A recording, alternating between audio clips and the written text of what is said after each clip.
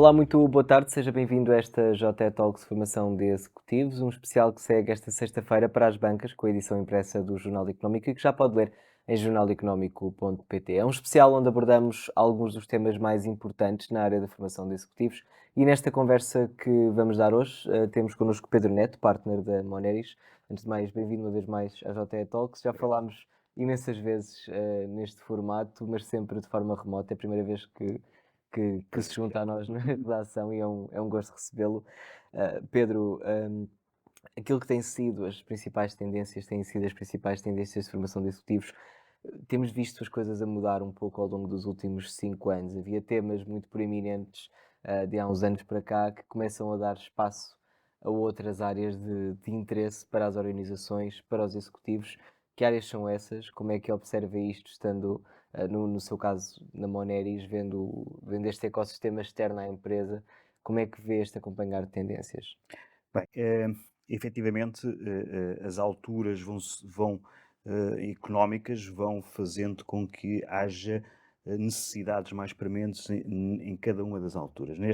Neste momento, aquilo que nós vimos é que, e fruto de alguma dificuldade nos processos de recrutamento e de disponibilidade de recursos humanos qualificados para as organizações, quer tanto sentimos isso quer do foro da própria Moneris, quer também naquilo que é o próprio mercado e de alguns dos nossos clientes, há áreas que vão hoje voltando a ter alguma relevância acrescida. Normalmente áreas que tenham a ver com alguns soft skills, nomeadamente tudo que sejam processos de trabalho em equipa, liderança, que por forma a tentar combater o êxodo por parte dos executivos das suas organizações. Portanto, ou seja, as organizações têm combatido ou tentado combater a Esta fuga de talento. saída a fuga de talentos dentro das organizações, é muito fruto também de algum processo de crescimento dos seus colaboradores. E este processo de crescimento faz em várias vertentes. Obviamente que há sempre a questão técnica das formações técnicas, que é sempre dada a mutação que existe cada vez mais acelerada daquilo que são os processos, as tecnologias. Portanto, é algo que torna-se muito mais necessário em termos de formação Mas contínua. também é mais pontual e mais local. São pontuais, são locais, porque é para colmatar determinado tipo de necessidades técnicas. Aquilo que é uma formação mais estruturante em termos das equipas, obviamente, focam-se em áreas relacionadas com trabalho em equipa, com liderança, com processos de motivação. Portanto, e essas áreas têm sido cada vez mais solicitadas, porque estamos a falar de executivos que normalmente têm equipas que estão adstritas a elas, portanto, e uma das formas de gerir essas próprias equipas é não tanto pela vertente técnica, mas mais pela vertente da área comportamental. Nota também um crescimento naquilo que são programas quase feitos à medida das necessidades de cada empresa. No caso, a Moneris deverá ter necessidades que outras consultoras, por exemplo, não têm, ou por ser mais descentralizada e ter várias posições regionais Uhum. dentro de Portugal, ou por ter outro tipo de serviços. Portanto, há necessidades que surgem destes executivos e que se exigem destes quadros Sim, que se calhar obrigam à criação de programas feitos à medida. sim.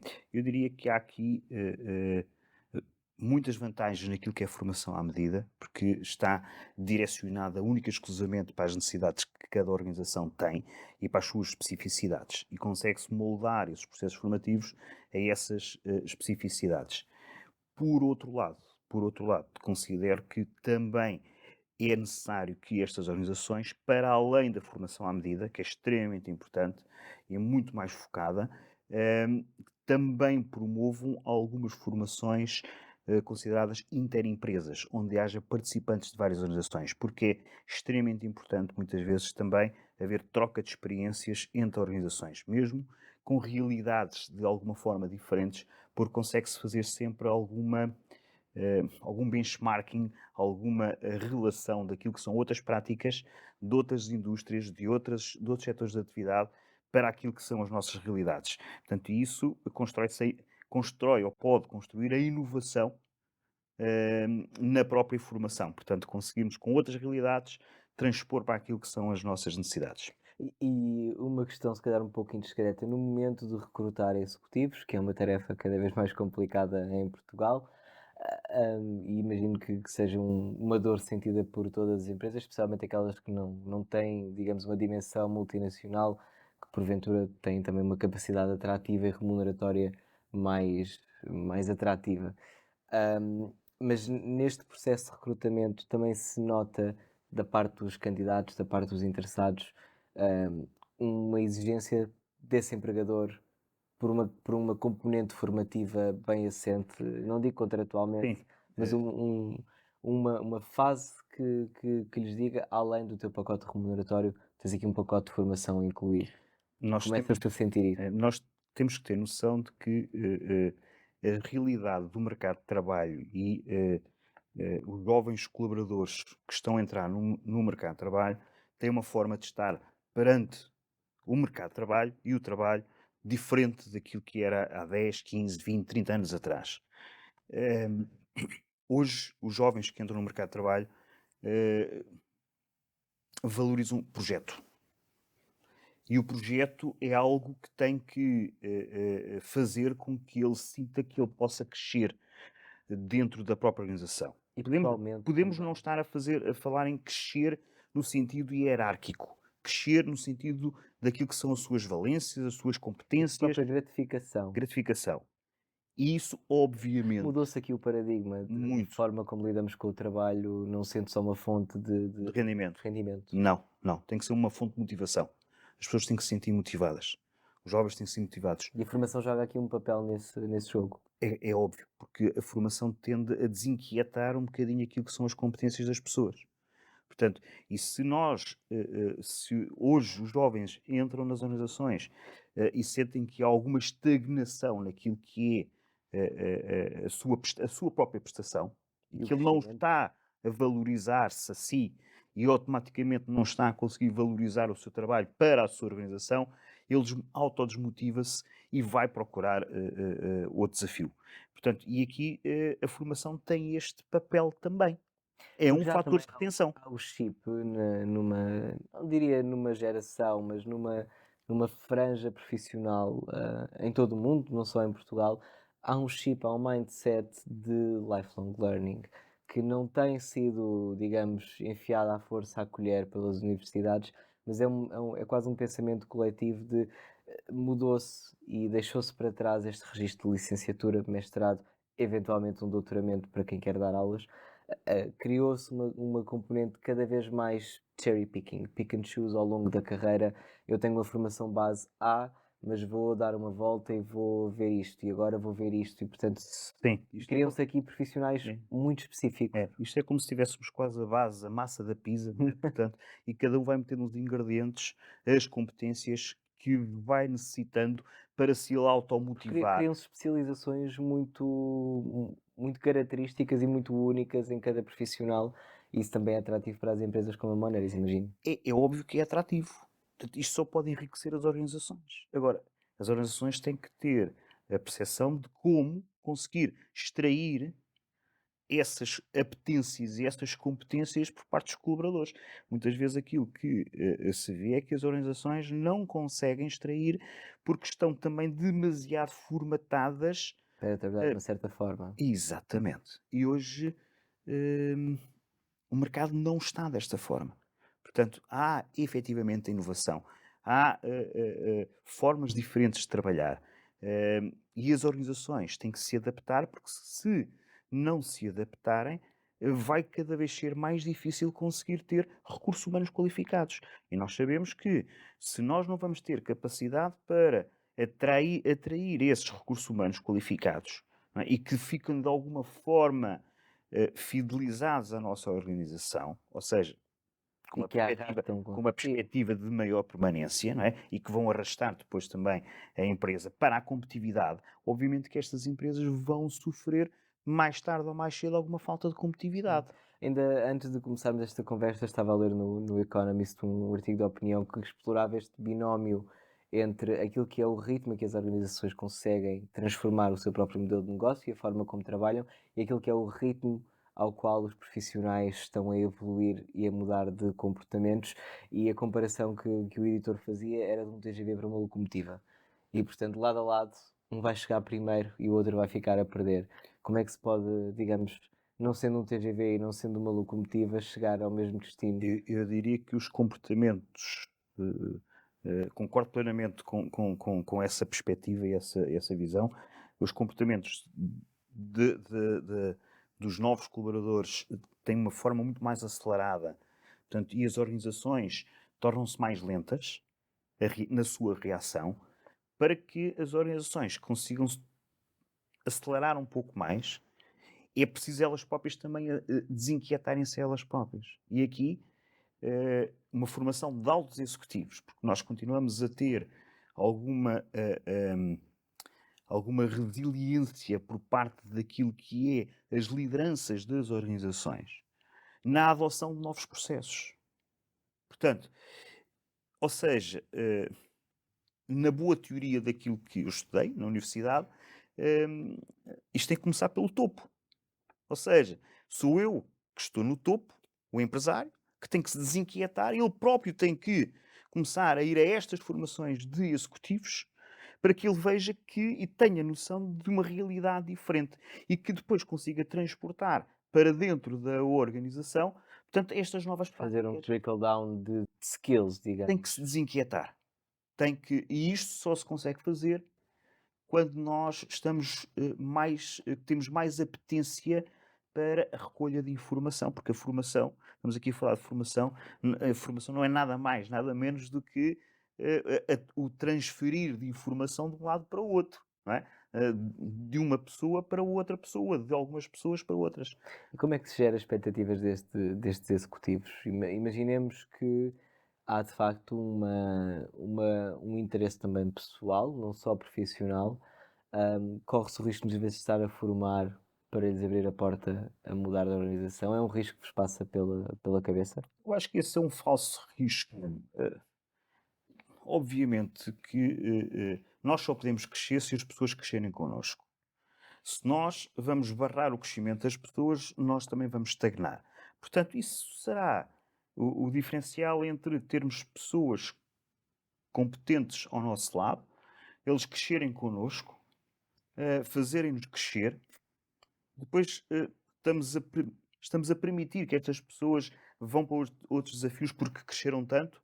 Tudo bem, mas também ganhamos maior apetência para voltar a recrutar pessoas com competências ou para voltar a fazer com que a organização ganhe no futuro. Portanto, eu acho que é uma falsa questão de que não vamos formar, não vamos formar para que as pessoas não sejam apetecíveis para o Mas mercado. é uma mentalidade que encaixaria perfeitamente em Portugal. Da perfeição. Da perfeição. Como é que se convence? Infelizmente. Infelizmente, sim. Como é que se convence?